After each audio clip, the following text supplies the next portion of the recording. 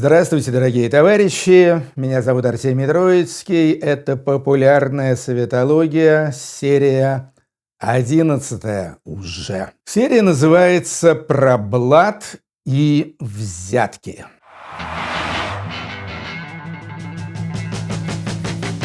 Ну, в общем, я бы сказал, что если говорить вообще о жизни в СССР, то блат – это было одно из основополагающих понятий.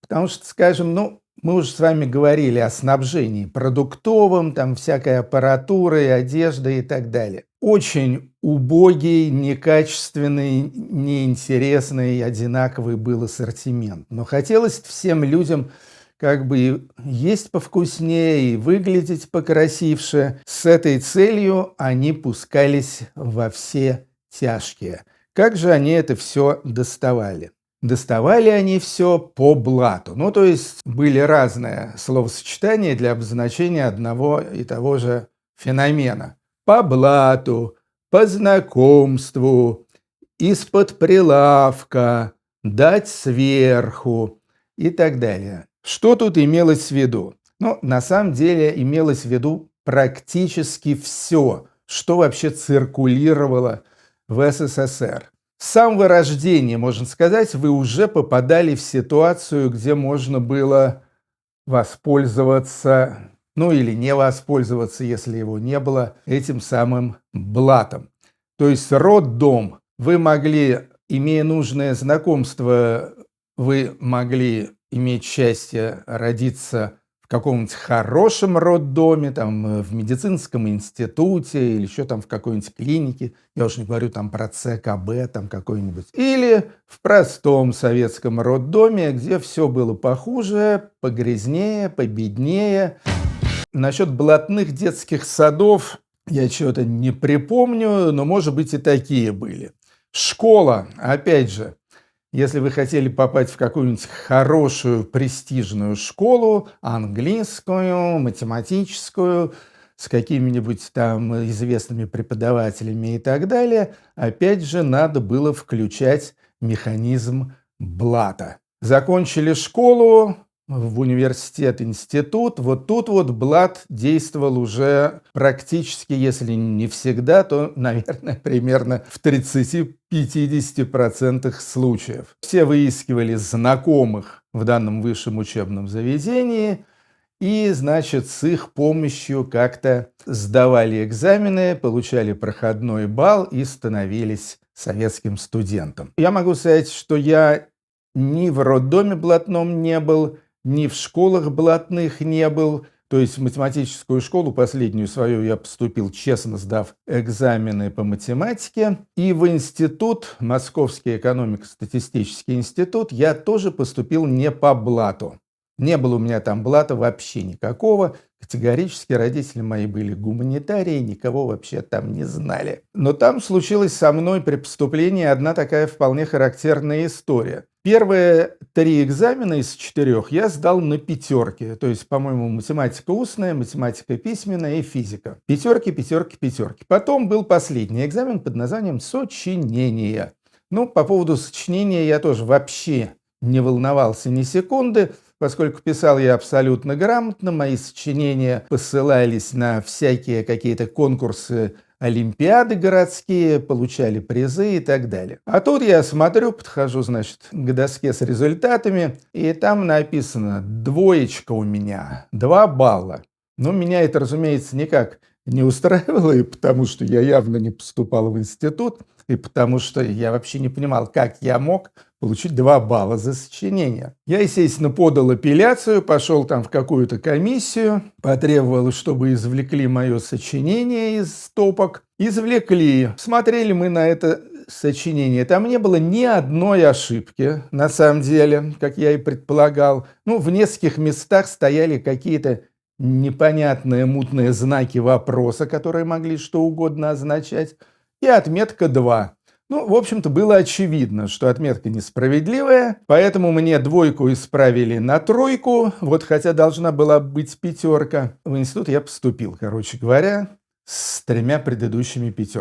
Почему произошла такая история? Просто потому, что валили неблатных вроде меня с тем, чтобы вытащить, втянуть блатных. Такая практика существовала, я думаю, абсолютно во всех советских высших учебных заведениях. И дальше заканчиваете вы институт и опять блат. Или вы шли работать по распределению куда-нибудь там, может, даже вообще из Москвы прочь. Или вы устраивались на работу, естественно, опять же по блату. Ну, тут вот как раз вот, надо сказать, я блатом и воспользовался, по-моему, впервые в жизни. Сначала-то я вообще не пошел работать по распределению и бегал от милиции год, чтобы меня не посадили за тунеядство. Но об этом я тоже расскажу в дальнейшем. А потом я устроился во Всесоюзный научно-исследовательский институт искусствознания, или же Институт истории искусств.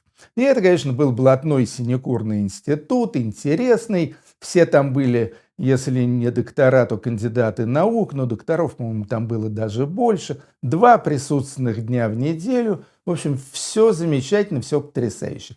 Попал я туда по блату, просто потому что у моих родителей, которые закончили ИСТФАК МГУ в свое время, работал знакомый как раз в этом самом институте, он меня взял в свой сектор. Блат, разумеется, он был всеобъемлющим и абсолютно универсальным везде и повсюду. То есть сейчас я рассказал о каких-то таких важных жизненных ситуациях, во всех этих случаях, там устройство на работу, там что-то по знакомству и так далее. Это тоже бывает, в принципе, и в других странах. Другое дело, что там это не носит таких масштабов. Там все-таки правовое государство, там имеется какой-то закон, какие-то правила и так далее. И вот так вот нагло просто вот брать и пропихивать своей лапой там каких-то людей по знакомству или за деньги, это, как бы не очень принято. В Советском Союзе это было принято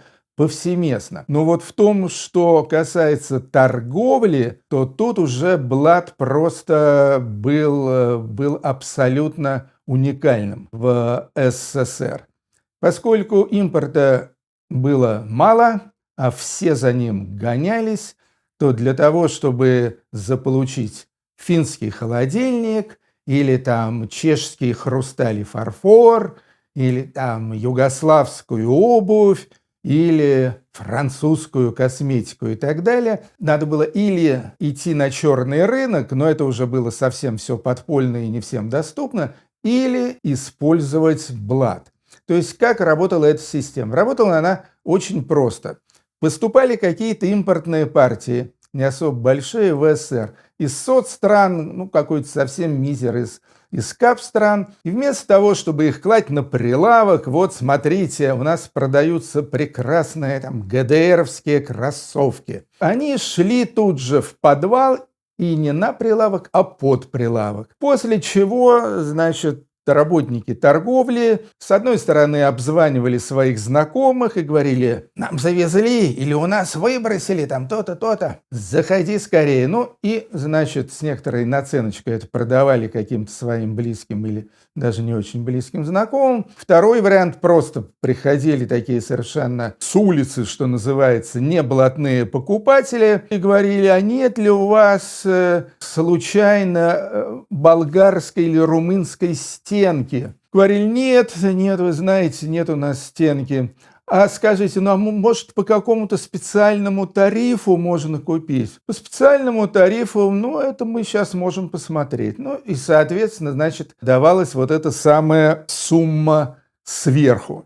В этом смысле, наверное, самое наглядное пособие – это заселение в гостиницу. Вот то, кстати, о чем я говорил в прошлой серии. То есть вы приходите в гостиницу, путешествуете вы, естественно, там с какой-нибудь девушкой, не обручены, не расписаны. Приходите, значит, обращаетесь к администратору. Слова «ресепшн» тогда еще не было. Первый ответ администратора – мест нет. Вы говорите: скажите, пожалуйста, мест нет, и я понимаю, а может там как-нибудь со специальной какой-то накидкой, там вот, ну, в общем, то есть даете ему понять, что вы можете что-то дать сверху, а не просто так, значит, как нищеброд развернетесь и пойдете ночевать на вокзал. Ну ладно, хорошо, ладно, по специальному тарифу это я сейчас позвоню, посмотрю, там, алло, там. Да, ну вот есть у нас номер один на 4-м этаже. Давайте паспорта. Вы даете паспорта, товарищ администратор говорит: так, а вы, извините, с дамочкой-то вместе или ей как, тоже номер нужен? Нет, мы вместе, конечно, и нам бы хорошо бы, конечно, с большой кроватью. Вот, ну, кровати, естественно, составлялись, так что про двуспальную кровать не обязательно даже было намекать, так было все понятно. Не можем вас поселить, вы не расписаны и так далее. То есть это был закон. Такой был советский закон, что официально не состоящих в браке людей в один номер в гостинице заселять было нельзя. И тут, естественно, вы даете паспорт, а из паспорта аппетитно торчит червонец, то есть 10 рублей. Это уже такая как бы сумма тоже неплохая. Итого за заселение в гостинице надо было сверху заплатить 15 рублей. Это при том, что номер стоил, там, скажем, 3 рубля. Самое одиозное советское взяткодательство было связано с гаишниками. Нет, ну вообще, разумеется, когда речь заходила о ментах, обо всяких там арестах, о том о сём, тут блат включался на полную катушку, искали там всех, кто бы позвонил бы, кто бы отмазал и так далее. Тут миллион историй можно рассказать. Я думаю, что, скорее всего, сейчас точно так же практикуется. По поводу гаишников не знаю, думаю, что тоже практикуется, хотя, может быть, не в такой степени, как это было раньше. А как это было в СССР, вот могу рассказать на примере еще одного реального случая из моей жизни. Ехал я как-то поздно ночью, уже, можно сказать, под утро даже, из ночного ресторана. Об этом я тоже буду рассказывать потом. С ночника ехали мы, у нас была полная машина, 4 или 5 человек, за рулем был один наш приятель, богатый парень, ну, такой тоже там форцовщик, спекулянт и так далее, денег у него было много. И был он в дупель пьяный. Ехали мы по Рублевскому шоссе из ресторана, по-моему, «Сосновый Бор», или как он там назывался, за Усово, в районе Горок Вторых. Поехали мы из этого кабака, значит, слегка петляя, и нас, естественно, останавливает первый же гаишник. Приятель мой через открытое окно псует ему четвертак. Четвертак – это бумажка в 25 рублей. Хорошая сумма. Тот, под козырек не берет, но махает рукой, значит, дает отмашку, отпускает. Проезжаем километр, тут же нас стопорит второй гаишник.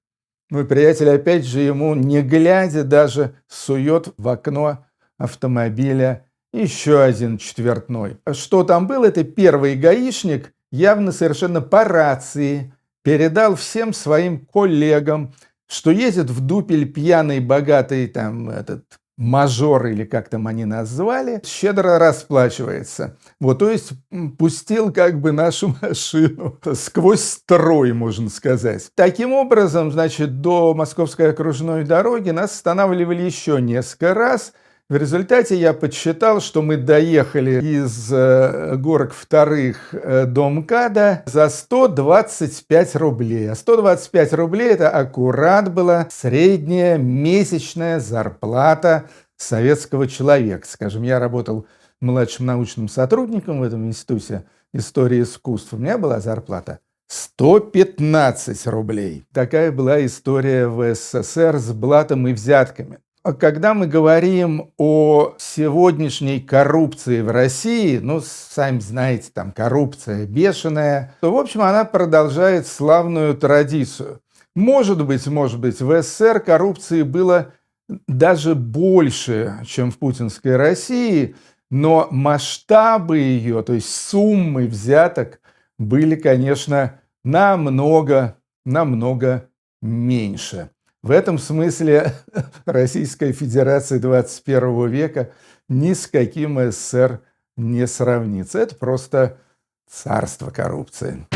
Все, рассказал я вам об этом. Напоминаю, что можно присылать вопросы. Естественно, я не могу рассказать все. То есть так, накидываю какие-то любопытные факты и провожу элементарный поверхностный анализ. Вот, так что смотрите популярную советологию, пишите, присылайте вопросы. Я все читаю, что вы присылаете. Ну и всего вам наилучшего и до следующей серии. А серия у нас выходит, как вы знаете, всегда по понедельникам, средам и пятницам. Счастливо!